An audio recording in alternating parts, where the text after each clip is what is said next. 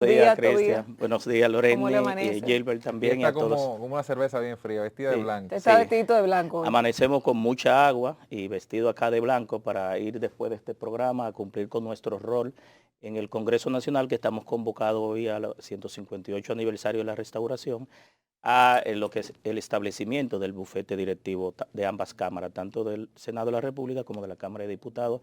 Y nada, presto a responder las preguntas y las inquietudes de ustedes. Empezamos con la agenda del día. Ya tú acabas de decirlo del Congreso, pero me imagino que hay una agenda establecida para diferentes actos protocolares con el tema de la selección del bufete directivo de las cámaras y tal vez por la restauración hay algo, sobre todo sabiendo que hay una tormenta o una depresión tropical que azota el país. Ayer estuvo ¿Y por el cómo tú entiendes que va a ir la marcha de Botello el día de hoy? Sí, mire, nosotros precisamente sobre el tema de la tormenta Grace, estuvimos en el día de ayer en el COE visitando los diputados de la capital y regidores, nos acompañaron para ponernos a la orden y a la disposición. En el día de hoy, Loreni, con tanta agua, creo que lo que procede es únicamente el establecimiento Del lo que es bufete. de los bufetes directivos, porque va a caer mucha agua durante la madrugada de hoy y durante todo este día. Se espera una precipitación, o se esperaba, alrededor de 175 a 200 milímetros de agua, que junto con la que cayó la semana pasada, va a saturar los suelos. Y aquí nosotros llamamos a toda la población, sobre todo los que están en áreas vulnerables, en montañas y eso, a cuidarse porque esa cantidad de agua va a provocar, aparte de inundaciones, también deslizamiento y derrumbe. Claro. ¿Cómo van los proyectos de ley? Sobre todo por el hecho de que se cayó o se dejó para la próxima legislatura que iniciaría mañana. ¿O es hoy que empieza? Es hoy que empieza. Empieza en el día de hoy. Exacto. Hoy se Hoy es que inicia la arranca. segunda legislatura Exacto. del año Ok, 2021. hoy se inicia la segunda legislatura del 2021. ¿Cuándo se supone que se vuelve a tocar el tema del código, sea en la Cámara de Diputados o en el Senado? ¿Cómo va eso? Porque a la gente la dejaron con una cantidad de desinformación y parecería que ustedes no hicieron correctamente su trabajo cuando pasaron la pieza. No. Mira, aquí hubo una irresponsabilidad del partido de gobierno, y aquí lo digo de manera clara, el Partido Revolucionario Moderno.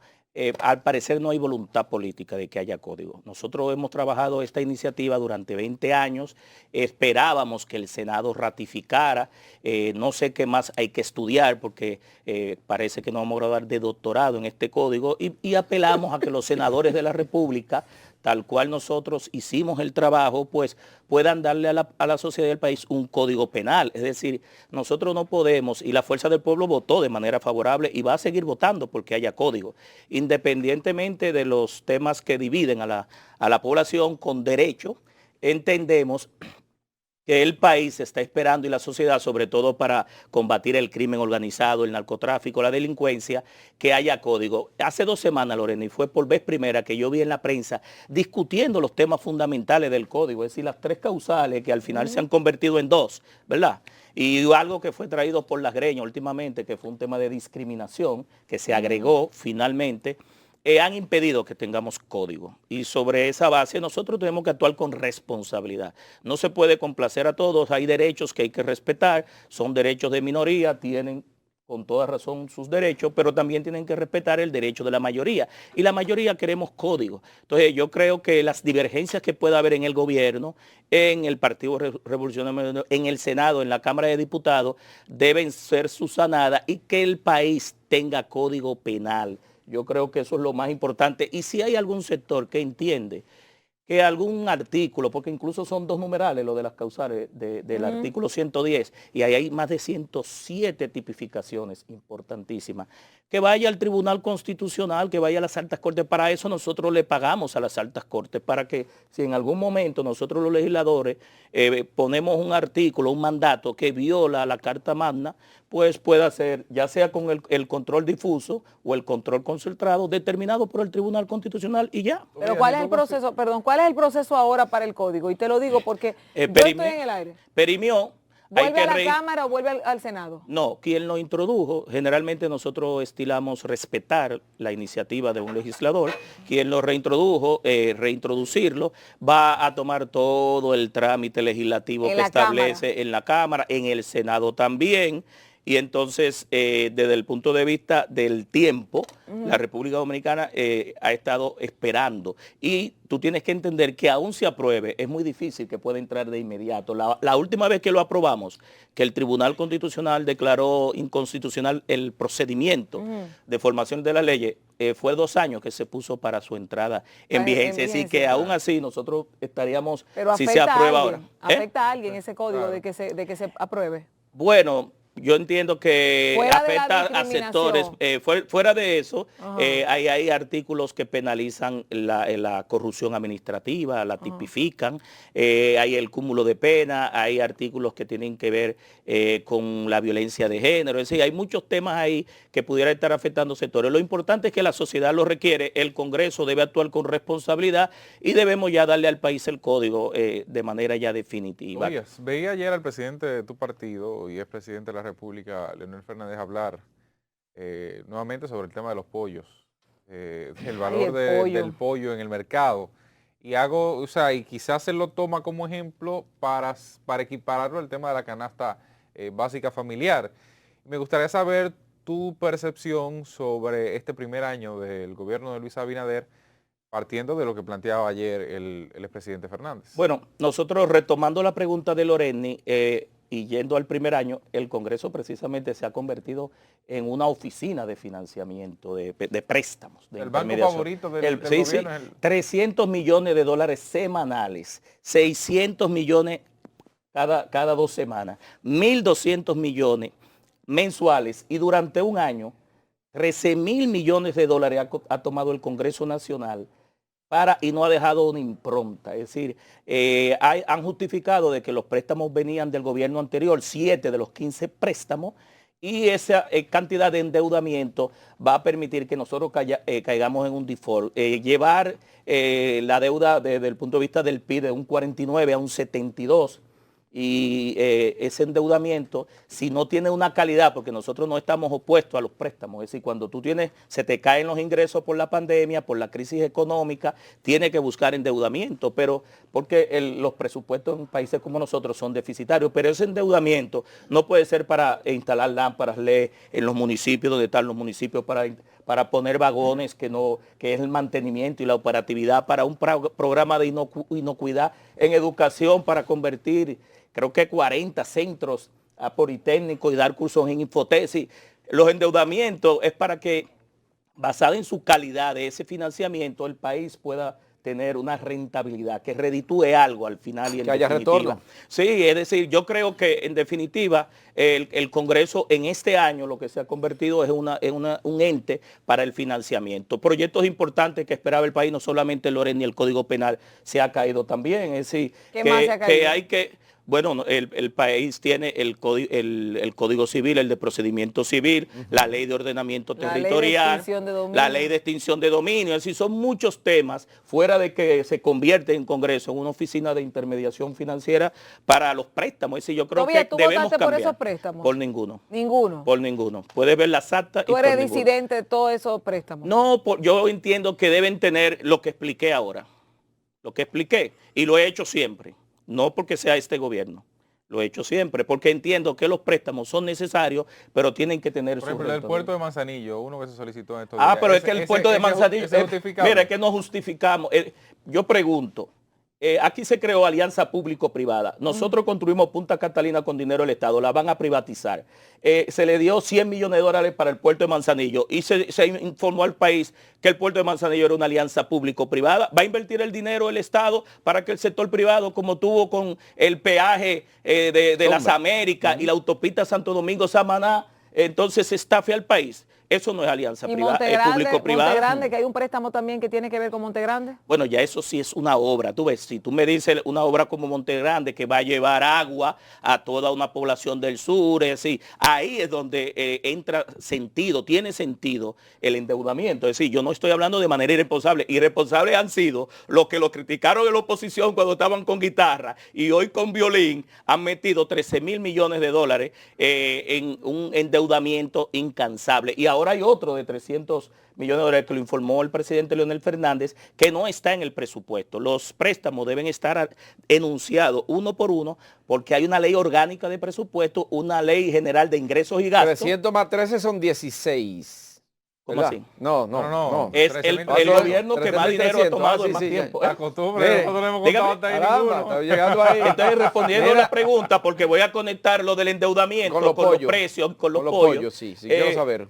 Aquí se advirtió desde muy temprano el tema de la fiebre porcina. Fue el Ministerio de Agricultura muy negligente y irresponsable con ese tema. Tenemos la pandemia por un lado, el dengue por otro. Entonces no se manejó bien lo de la fiebre porcina. Eso ha llevado a que el pollo pase a tener, y en algunos casos hasta un poco más. Mi hermano Manuel ayer fue al supermercado para abastecerse de la pandemia y entra entonces el agiotismo. Tuvo que pagar 135, no sé si fue que se agotaron, porque aparte de que los pollos han cogido el ala y han volado, están inaccesibles. Sí. No, pero no relajando, la señora de nosotros fue al mercado el sábado y no encontró a las 9 de la mañana, no encontró pollo por ningún lado. Entonces es una situación de que no aparece, está caro, pero no solamente el pollo, ahora el pan que estaba a 5 pesos, ahora se vende en otro precio, 2 por 15. 2 por 15, sí. Aumentó el pan, aumentó el pollo, ha aumentado la canasta básica, tenemos un nivel de inflación que nunca se había tenido,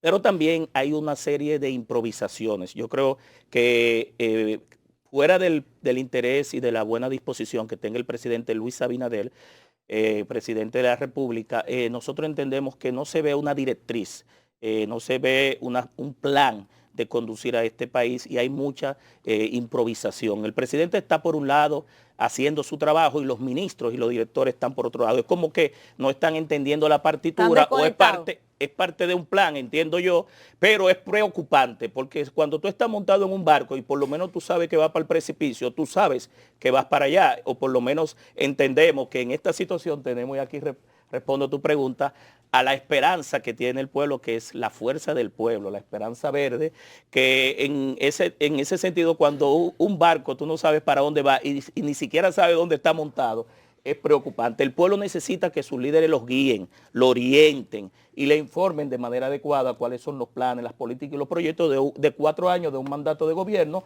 por el cual se votó. Es mi gran preocupación y entendemos que a un año de gestión, desde el punto de vista de este gobierno, valorar el plan de vacunación que todos nos hemos puesto a la disposición. El Congreso le ha aprobado los préstamos, aquí se ha comprado más vacunas de la necesaria. El plan iba bien hasta que la honorable vicepresidenta entró el tema de la tercera dosis de manera, diría yo, inadvertida, pero también fuera de tiempo, y entonces creó un desánimo en la población que ha mermado el tema de la vacuna, porque hay que esperar investigaciones científicas, investigaciones médicas y documentación, la OMS. Sí, yo entiendo y te lo digo porque estoy metido en los barrios y nosotros apoyamos el plan de vacunación y el Distrito Nacional junto con Higüey, ¿verdad? La provincia de la Altagracia, pudo superar el 70% de la vacunación y hoy tenemos que no hay toque de queda y el libre tránsito está permitido. Es decir, en ese sentido, entendemos que ha sido uno de los logros. La economía ha empezado a movilizarse y es producto de que la apertura también se está dando, pero a un año de gobierno nosotros entendemos que las cosas que criticaban la están superando, es decir, muchas de las cosas que ellos criticaban en la prensa, la famosa guitarra se ha superado con el violín. Hay casos de corrupción que nosotros entendemos que se le debe dar el mismo tratamiento a los que se le ha dado del anterior gobierno, que no debe haber selectividad en ese ministerio público y en esa justicia independiente, y sobre todo que en los próximos 3 años de gobierno nosotros podamos ver un cambio de rumbo, porque a nadie le conviene que un gobierno fracase, porque quienes perdemos somos todos. Así es. Mira, rápidamente, porque tenemos el tiempo encima. Ayer vi que Puerto Plata se fue una gran parte de la dirigencia con la fuerza del pueblo, pero no vemos gente del comité político. ¿Qué pasa? Oye, hay una lista rodando por ahí que tiene como 30 o 40 personas que supuestamente sí iban a pasar del PLD a la Fuerza del Pueblo. Eso va a seguir avanzando, porque... ¿Cuántos diputados faltan todavía? Ustedes van a vaciar nosotros, el PLD. No quiero decirte, pero al próximo año la Fuerza del Pueblo va a convertirse no solamente en el partido mayoritario desde el punto de vista de simpatía en la población, sino también en el Congreso Nacional.